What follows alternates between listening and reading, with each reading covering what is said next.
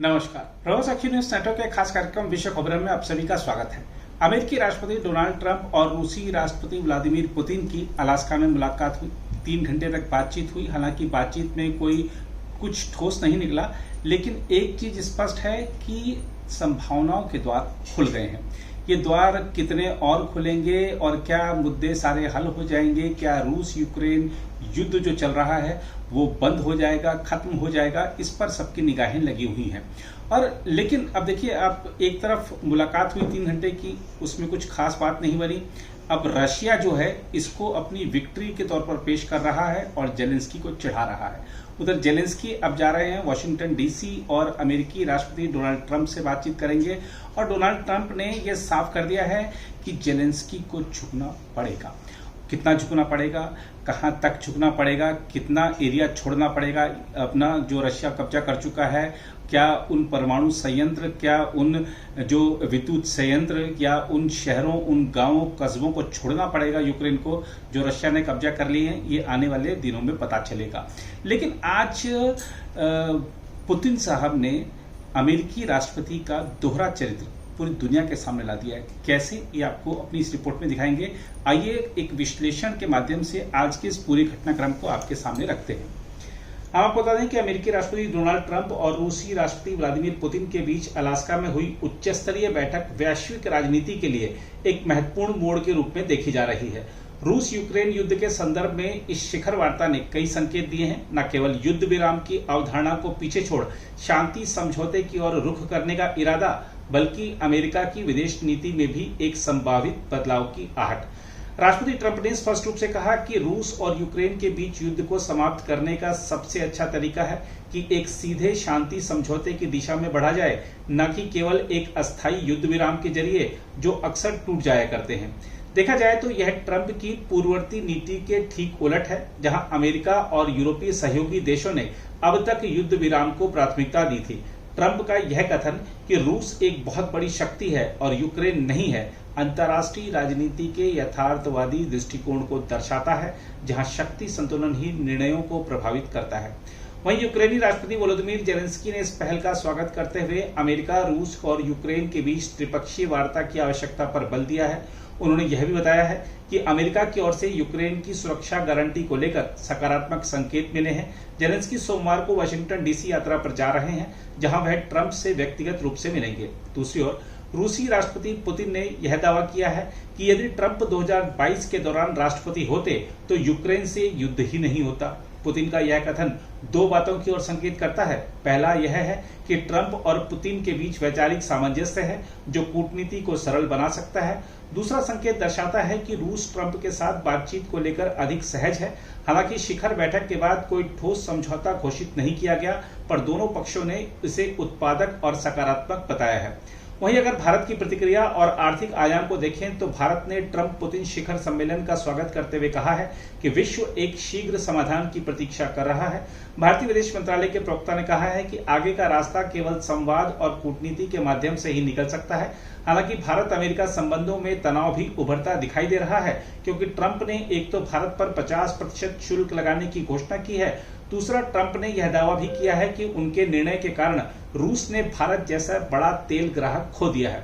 यहां हम आपको यह भी बताना चाहते हैं कि ट्रंप पुतिन शिखर सम्मेलन के दौरान रूसी राष्ट्रपति के बयान ने अंतर्राष्ट्रीय मंच पर अमेरिका की विदेश नीति के दोहरे चरित्र को उजागर कर दिया है।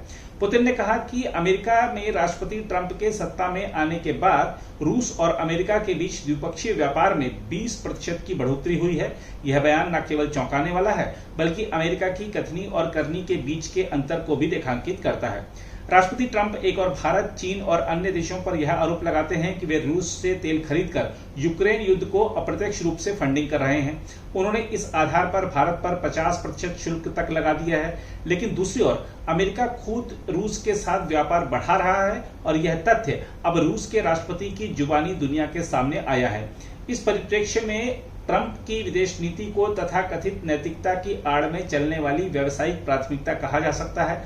यदि रूस से व्यापार करना युद्ध को फंड करना है, तो यह नियम केवल भारत, चीन या अन्य विकासशील देशों पर ही क्यों लागू होता है?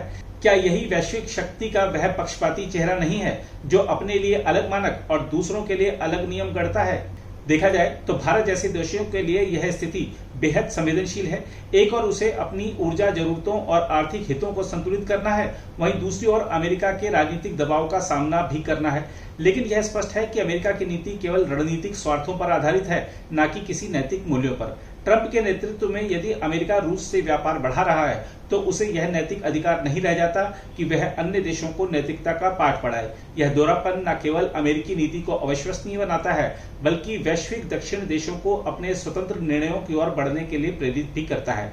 आप भी सुनिए पुतिन ने क्या कहा।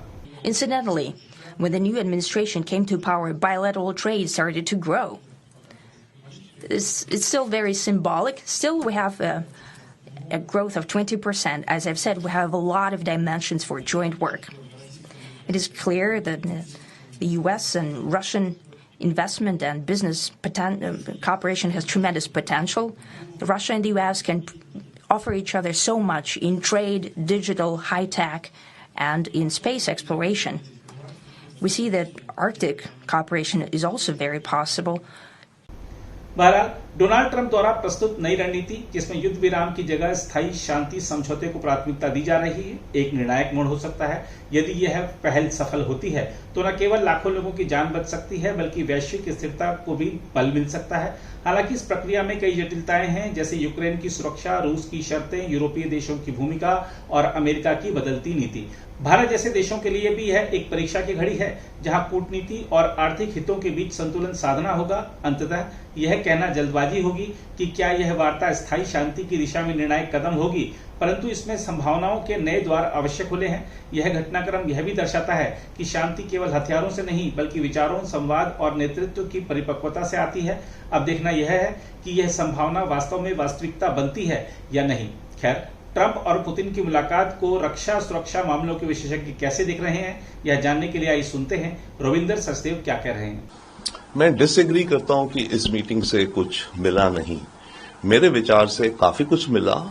हां, कुछ कॉन्क्रीट चीजें जो एक्सपेक्टेड थी या जो बात करी जा रही थी, जैसे कि सीज फायर हो जाएगा, वो नहीं हुई और वो मेरे विचार से इम्प्रैक्टिकल है। हमें सोचना कि सीज फायर इस मीटिंग में हो जाती। दुनिया को जो मिला और भारत को जो मिला इस मीटिंग से, आई थिंक पहला तो ये मिला कि ये जो दुनिया बट रही थी, अभी भी बट रही है भागों में, रशिया को अलग थलग करके अब रशिया वापस दुनिया की टेबल पे आ रहा है, आ गया है, रीसेट है। क्योंकि रशिया को अदरवाइज सैंक्शंस और सारा कुछ दुनिया से वर्चुअली काट दिया जा रहा था। तो ये ग्लोबल स्टेबिलिटी के लिए आई थिंक बेहतर है कि रशिया जैसी सुपर पावर जो थी, हालांकि अब इतनी नहीं है बट फिर भी बहुत भारी भरकम है, वो वापस अंतर्राष्ट्रीय सिस्टम में आ गई है। That is one. Second, of course ये है कि आने वाले वक्त में अब अगले कदम होंगे सीज फायर की तरफ, एक पीस फॉर्मूला की तरफ। इस मीटिंग में एक चिकन एंड एग सिचुएशन थी। दुनिया एक्सपेक्ट कर रही थी कि सीज फायर हो जाएगी, मीटिंग के बाद हो जाएगा कि रशिया के सारे बम और गन्स साइलेंट हो गए, बम गिरने बंद हो गए। पर उसका होना इम्प्रॉबेबल था, क्योंकि जब तक पीस फॉर्मूला नहीं है कि आगे का क्या रोड मैप है, क्या फॉर्मूला है जो यूक्रेन रशिया के बीच में, जब तक वो सेटल ना हो तब तक सीज फायर कैसे हो। तीसरा, भारत के लिए मेरे ख्याल से ये अच्छा आउटकम रहा, क्योंकि अगर आप देखिए, अगर ये मीटिंग अच्छी ना जाती तो पूरे चांसेस थे कि अमेरिका रशिया के ऊपर बहुत बड़े सैंक्शंस और लगाता। अमेरिका के अंदर ऑलरेडी बिल्स चल रहे हैं उनकी कांग्रेस में, जिसमें है कि रशिया के ऊपर 100% या 500% टैरिफ लगा दो। राइट। अगर ये मीटिंग डिजास्टर्स होती तो वो सैंक्शंस लगती, सेकेंडरी टैरिफ्स भारत पे और बढ़ जाते। ओके। अभी जो है, क्योंकि ये मीटिंग एक अच्छे नोट पे एंड हुई है, तो कम से कम एडिशनल टैरिफ तो नहीं लगेंगे भारत पे। 25% है हाँ अभी ऑयल को लेकर के रशियन। और जैसे जैसे ये रिश्ते इंप्रूव होंगे और इस कॉन्फ्लिक्ट का रेजोल्यूशन होगा, वो 25% भी डेफिनेटली यस हटा दिया जाएगा। तो भारत के लिए तो मेरे ख्याल से बेहतर आउटकम है। दुनिया के लिए भी, स्टेबिलिटी के लिए आउटकम ठीक है, रशिया के लिए भी ठीक है। क्योंकि रशिया चाइना के खेमे में जा रहा है, और अगर ये हालात चलते रहे तो रशिया चाइना के बहुत निकट हो जाएगा, जो कि भारत को नुकसान है। तो भारत के लिए एक वो और फायदा है कि अगर अमेरिका और रशिया के रिश्ते न्यूट्रल नॉर्मल ट्रैक पे आए तो रशिया की जो जरूरतें हैं चाइना को लेकर के वो कम होंगी और रशिया और एक अलग पोल पर भी चलेंगे। क्या पीस फॉर्मूला होगा जिसके चलते सीज फायर हो, उसमें कुछ ना कुछ ट्रम्प तो थोपेंगे, यूरोप के ऊपर भी और यूक्रेन के ऊपर भी। परंतु ये मैं नहीं मानूंगा कि बॉल जो है वो केवल यूरोप और जेलेंस्की के कोर्ट में है। मेरे ख्याल से ये बॉल जो है इन चारों के कोर्ट्स में है, या आप कह लीजिए डबल्स के मैच चल रहे हैं। हाँ। राइट। तो चार लोगों के खेमों में सबके ऊपर ये क्वेश्चन है और चैलेंज है कि इसे कैसे सॉल्व किया जाए। हाँ, ये कहा जाएगा और कहा जा भी रहा है मेरे ख्याल से, और कुछ हद तक माना भी जा सकता है कि पुतिन ने ट्रंप को मैनिपुलेट किया, जो कि यूरोप कहता है, यूरोप को ये डर है कि पुतिन अमेरिका और नेटो के बीच में दरारें पैदा करता है अपनी स्कीम से, और वो कुछ हद तक है भी, क्योंकि पुतिन ने अपनी जो प्रेस स्टेटमेंट है उसने कहा कि हम और ट्रंप मिले, आगे कदम उठाए जाएंगे, पर मैं ये वार्न करता हूं जेलेंस्की को और यूरोप को कि इस डिस्कशन, ये जो वार्ता चल रही है, इसको सैबोटाज ना करें।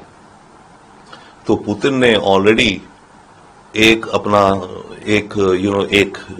चाल चल दी है अमेरिका और रशिया के बीच में दरारें बढ़ाने की। अब देखना है आगे कि यूरोप कैसे रिएक्ट करता है। मेरे विचार से इस समय सबसे परेशान और अनहैप्पी जो है वो यूरोप है। ऑफ कोर्स जेलेंस्की सबसे अनहैप्पी है, यूरोप भी बहुत अनहैप्पी है। अमेरिका और रशिया आई थिंक मोर और लेस रशिया सबसे खुश है, अमेरिका को है ओके मैंने अपना करा। एक और चीज है, जब ये मीटिंग थी तो इसमें जब ये दोनों देश गए हैं ट्रंप और पुतिन, ये केवल यूक्रेन के बारे में नहीं थी, ये मीटिंग पहले थी रशिया और अमेरिका के रिश्तों के बारे में कि उनको कैसे रीसेट करें। रशिया का वो एम था और ट्रंप का भी एम था कि रशिया के साथ क्या बिजनेस करा जा सकता है, मिनरल्स हैं, ऑयल है, आर्कटिक में क्या एक्सप्लोरेशन करें, स्पेस कोऑपरेशन, ये वो सारे मुद्दे। और फिर उसी के साथ ये नो डाउट कि रशिया यूक्रेन जो एक कॉन्फ्लिक्ट है इसको कैसे सुलटाया जाए। अगर आप भी लेना चाहते हैं देश दुनिया की तमाम जानकारी तो आज ही सब्सक्राइब करें हमारे चैनल को। साथ ही नीचे दिए बेल आइकन को जरूर दबाएं ताकि हर अपडेट आप तक पहुंच सके।